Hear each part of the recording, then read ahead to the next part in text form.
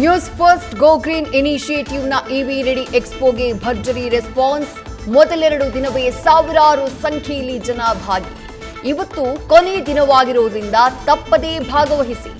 ಅರಮನೆ ಮೈದಾನದ ತ್ರಿಪುರ ವಾಸಿನಿಯಲ್ಲಿ ಇವಿ ವೆಹಿಕಲ್ಗಳ ಮಹಾಮೇಳ.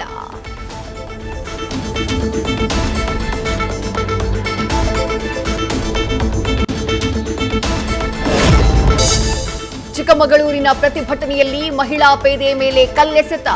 ಬಂದೋಬಸ್ತ್ಗೆ ನಿಯೋಜನೆಗೊಂಡಿದ್ದ ರೇಖಾಗೆ ಗಾಯ. ಕಿವಿ ಬಳಿ 6 ಹೊಲಿಗೆ ಹಾಕಿ ಮುಂದುವರೆದ ಚಿಕಿತ್ಸೆ.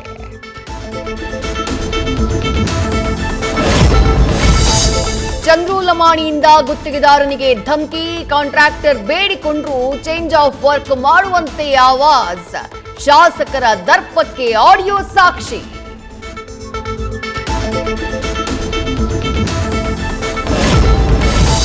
ಕೊಪ್ಪಳದ ಗಂಗಾವತಿ ತಾಲೂಕಿನಲ್ಲಿ ಐತಿಹಾಸಿಕ ಶಾಸನ ಪತ್ತೆ. 10ನೇ ಶತಮಾನಕ್ಕೆ ಸೇರಿದ್ದು ಎಂದು ಅಂದಾಜು. ಇತಿಹಾಸ ತಜ್ಞ ಶರಣ ಬಸಪ್ಪ ಕೋಲ್ಕಾರ ಮಾಹಿತಿ. ಶಾಸನದ ಕುರಿತು ಮತ್ತಷ್ಟು ಸಂಶೋಧನೆಗೆ ಸಜ್ಜು. ನ್ಯೂಸ್ ಫಸ್ಟ್ ನಿರ್ಭೀತಿಯಿಂದ ನಿಮ್ಮ ಪರವಾಗಿ.